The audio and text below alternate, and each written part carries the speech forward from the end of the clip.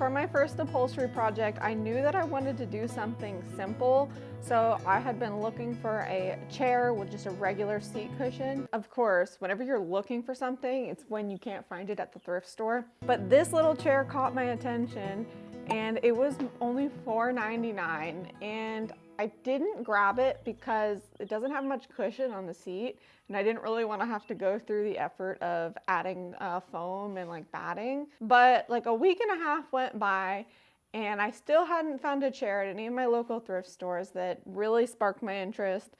So I went back to this Goodwill, and the chair was still there, and it was marked down to like $2.99.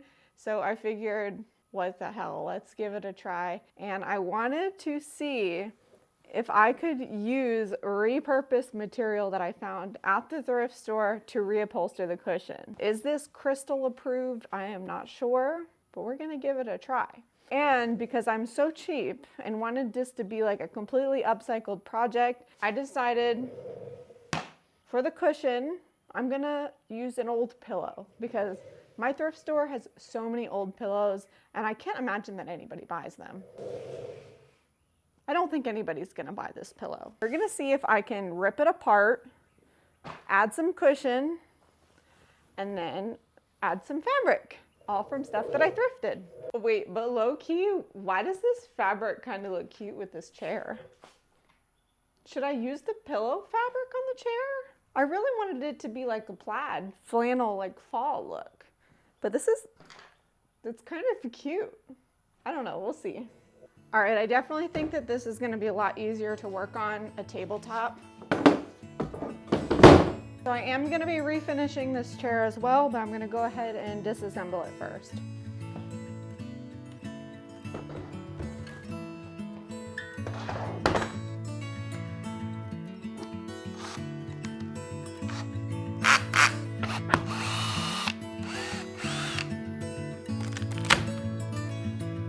Now I don't know if it's necessary to take the old fabric off.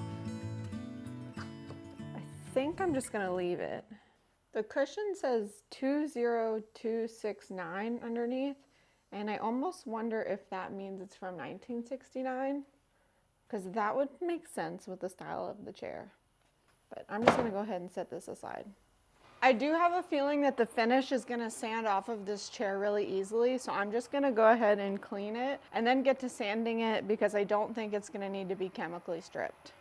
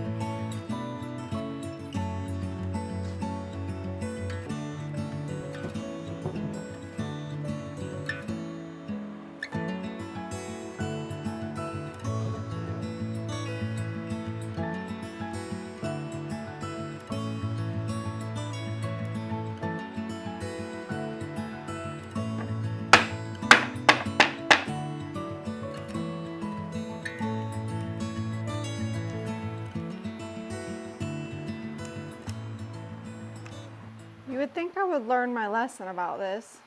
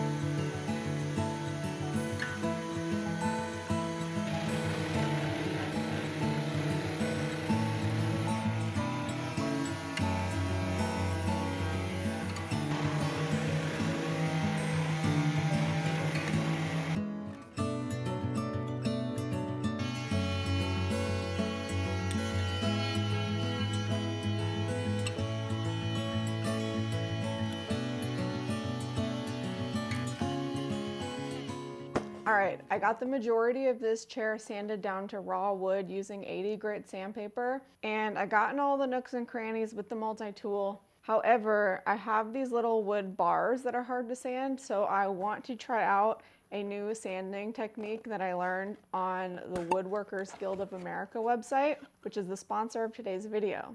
I have never seen one of these contraptions, and my jaw literally dropped when I saw them pull this out. So this thing is called a mop sander, and basically you stick the end on a drill and it spreads apart into all these little flaps that helps you sand contours without messing up the shape of the wood.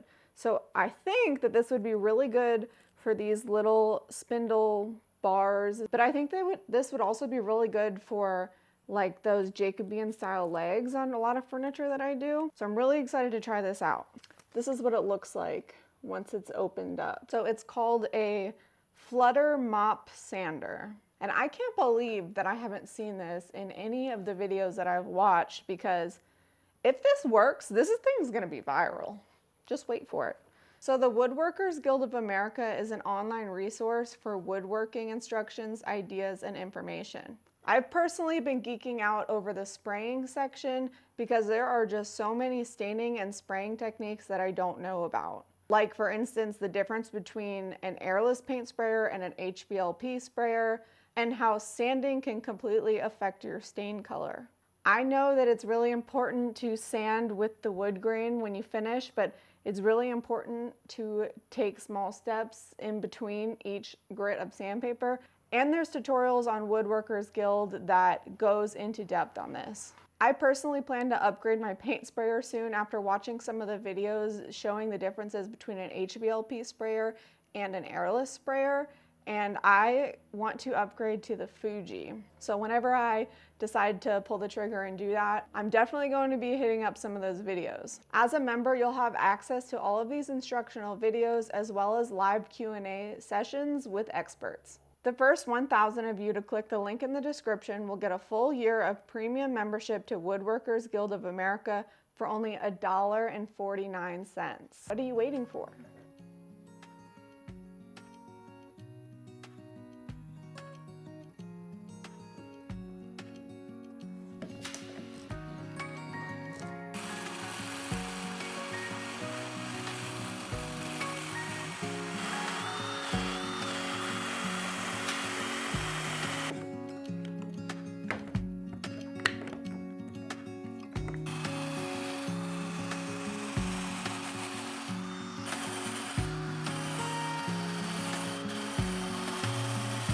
Shout out to George from Woodworkers Guild of America, because this is genius.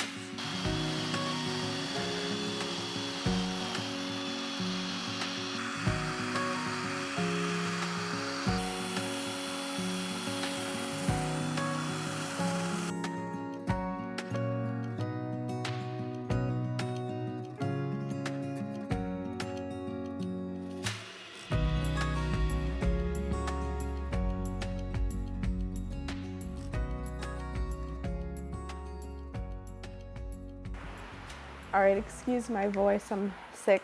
Now that this chair is pretty much all the way sanded down, I'm gonna come in with 180 grit sandpaper and my surf prep, just because it's a little bit easier to maneuver, and sand it to 180 so it's ready for stain. I ran out of my rectangular sandpaper.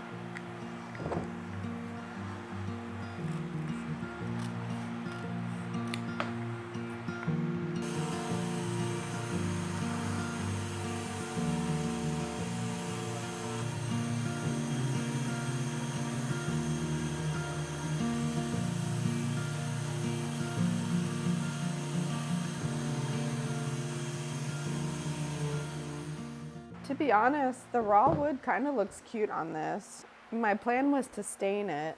Let's just check it out for tensies. I don't know, it kind of pairs nicely with this color. I think we're just gonna stick with the original plan. See what stains I have in here. Ooh, what if I just use the wax to seal it? I don't know, that might look cute.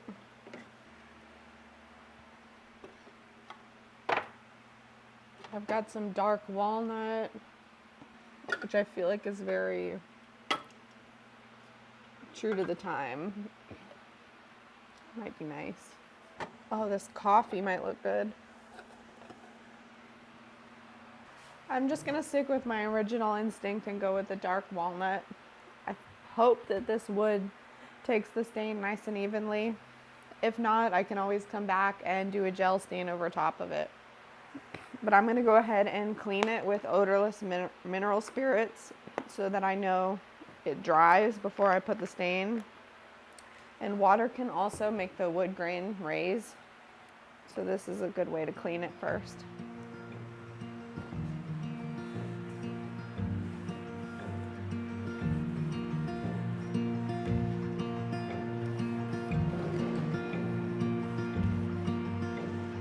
I know that oil-based stains aren't really as popular as they used to be, but for things like chairs, it's just super durable, and chairs get a lot of use and potential dings and damages.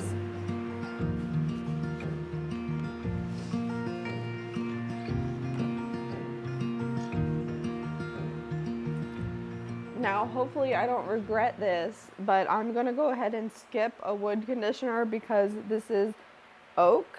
It's a hardwood, and typically you definitely need to use a pre-stain conditioner on a soft wood, or if you're not sure what type of wood it is. I think that this is going to take a stain evenly, and hopefully I don't end up having regrets.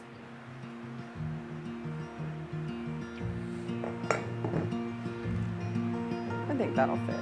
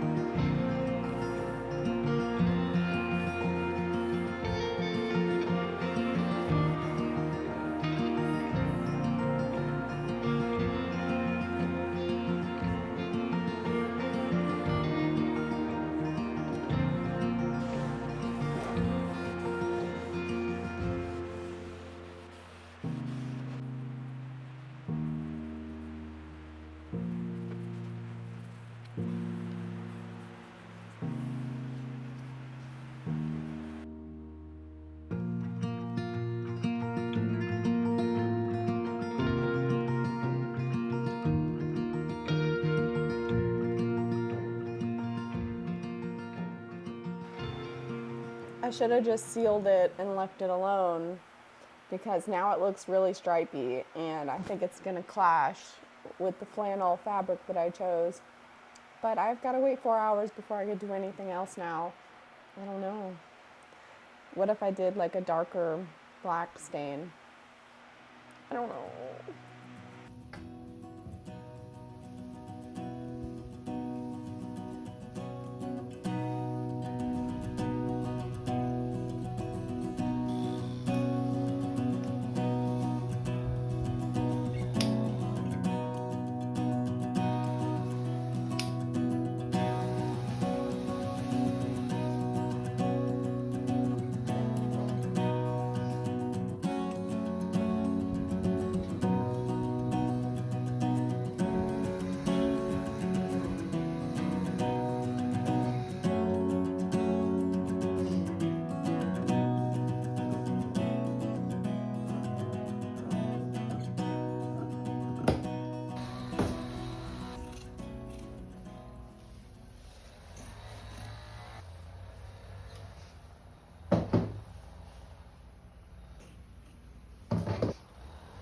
This is not the right type of floof.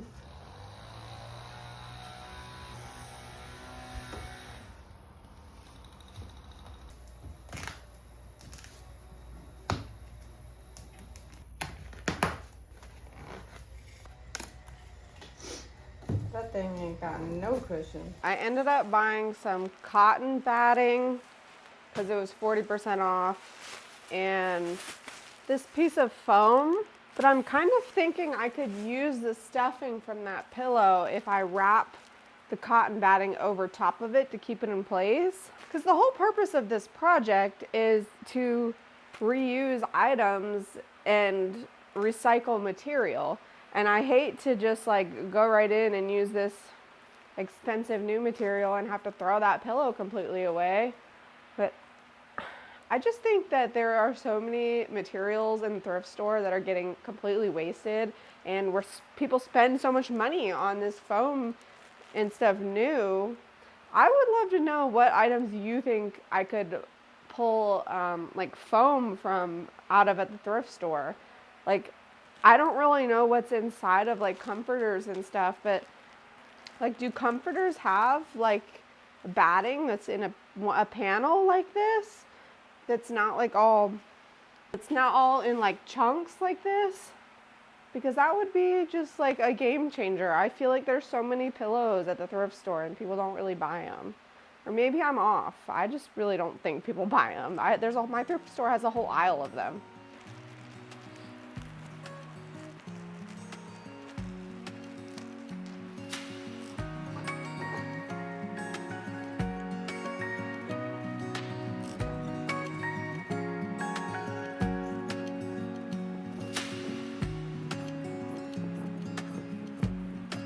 Save this for another project.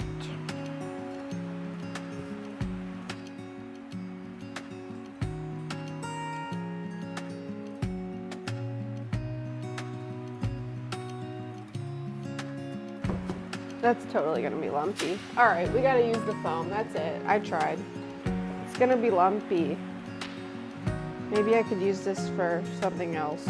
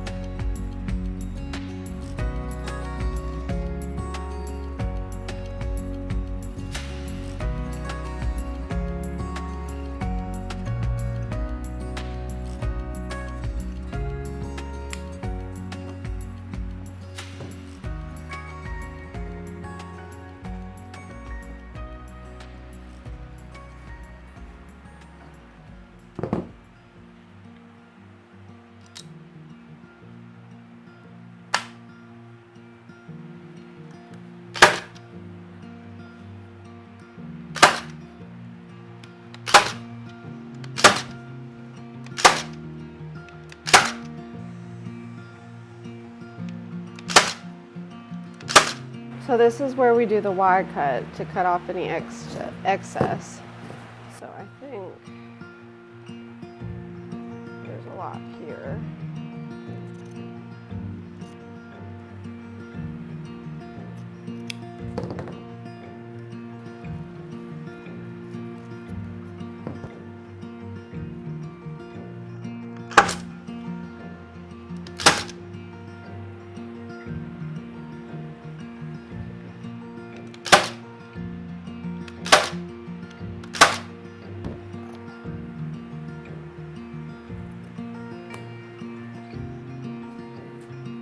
She's a little lumpy, but we're gonna fix that.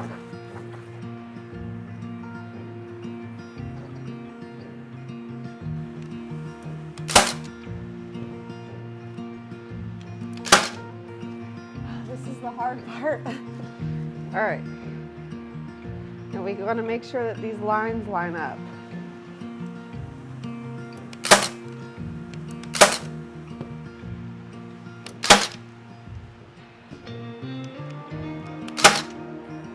So I'm basically using my hand to smooth it over.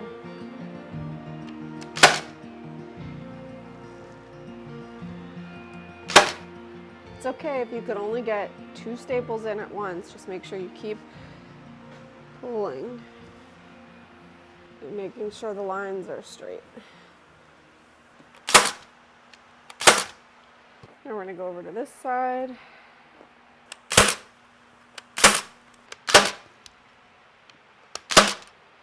You want to make sure that this is turned all the way to plus, so it goes into this hard wood. So you see how this one's kind of sticking out and that one's in really firm? It's because I hadn't dialed it down. So I'm going to redo this one.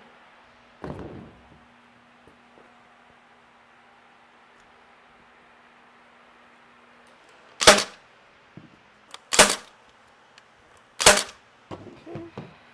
All right, now we're ready to do our Y cuts. Okay, there's a lot more pressure now because it's not like I have more material if I mess this up. Now that we want to go down this way.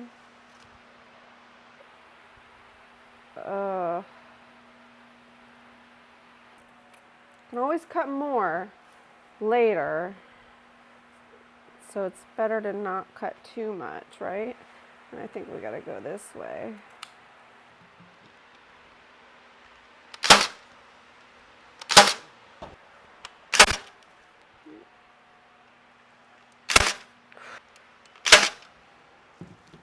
That doesn't look terrible. It's the back side, so I don't know. It's a little bit lumpy right there, but the fold doesn't look terrible. I don't know.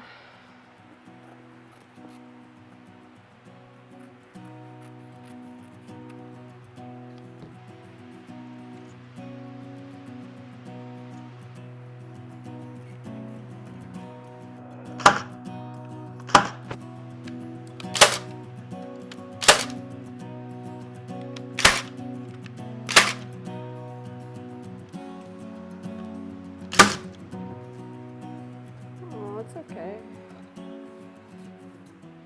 Okay, I don't think it turned out terrible for a first go. But I definitely don't like the way it's looking with this chair because the stain looks kind of orange. So I'm thinking I'm going to stain the chair darker since lighter is not an option anymore. Or I could go black. I don't know. It's not looking real cute. Okay, because this is looking more orange than I was hoping. I'm going to go in with this dark coffee gel stain and hope that it tones it down a bit.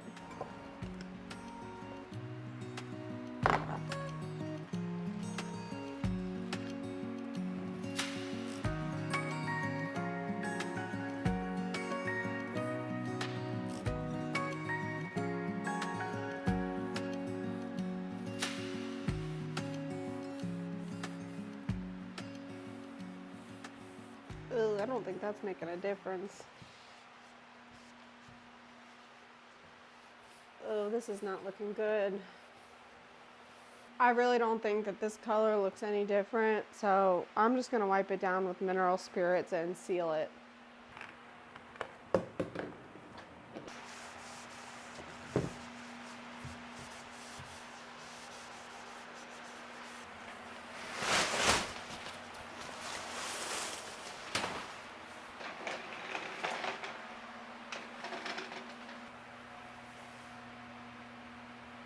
I'm just going ahead and sealing this with shellac so I can come back in and paint it or do something else.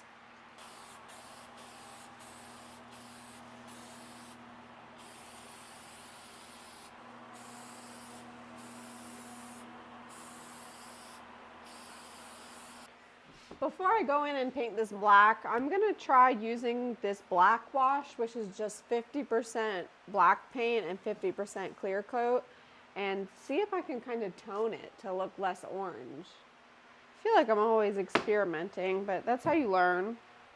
It might not work, but if it doesn't, I was just going to paint it black anyways, so.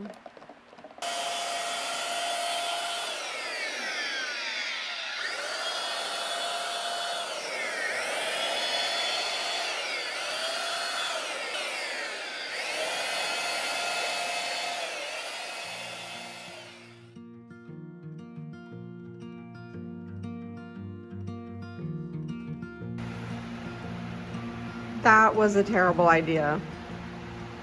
It's literally gray. That was a whole lot of work just to end up painting it black.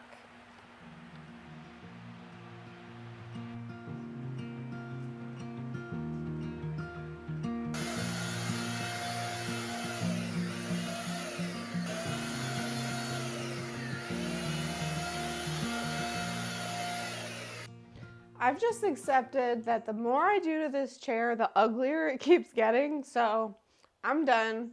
This was my test practice upholstery piece, and that's it. Now this is for Jazz because she cannot figure out how to put her pop-up spray tent down, and let me show you how simple it is. So we're gonna fold these pieces in half, lay it down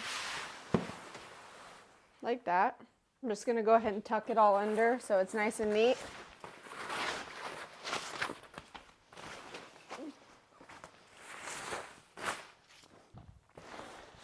All right, now we're gonna grab the top and the bottom. Ooh, like this. You see? And now we're gonna crisscross them. Phew! And it should take some finagling, but then it collapses. And then it has this little stretchy thing.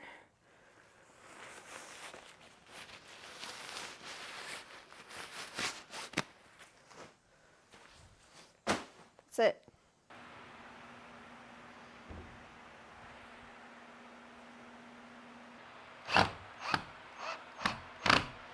I genuinely think that this piece of furniture turned out so ugly, but it was just a practice test for my upholstery anyways. So I think I'm gonna donate it back to the same Goodwill and see if they price it higher than the $2.99 that I paid. And if they do, then I'll say that that's a W, right?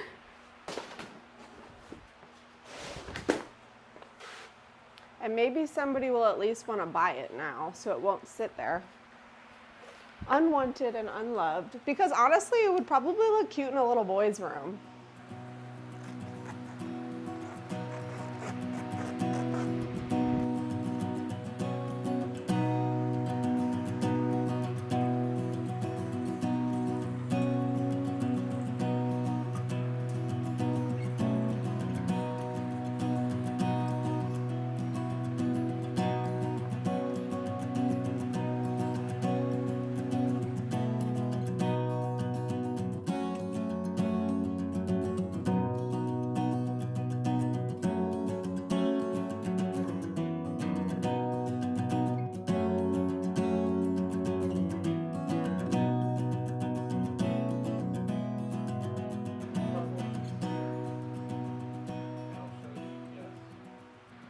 Some of the lines definitely aren't perfect, but it looks better.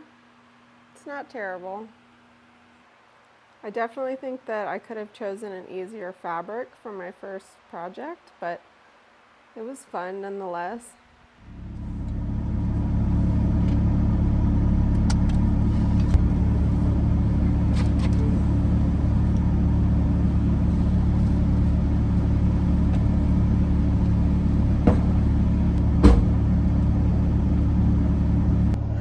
I feel kind of dumb for doing that, but the chair just really isn't up to my standard of selling as like a test piece, and I'm just kind of curious. It's 5 p.m. I just donated that chair, and Goodwill closes at 7, so I'm gonna come back right before they close, and if it's not on the floor yet, I'll come back tomorrow morning and see what they priced it at.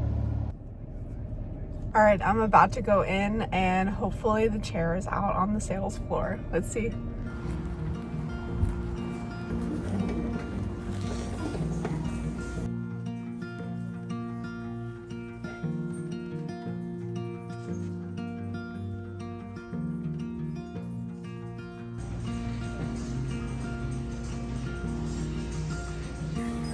Well, that's just insulting.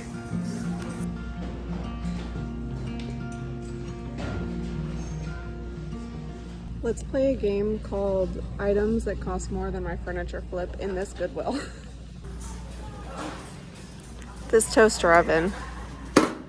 This fish tank. This little vase. And all of these boots.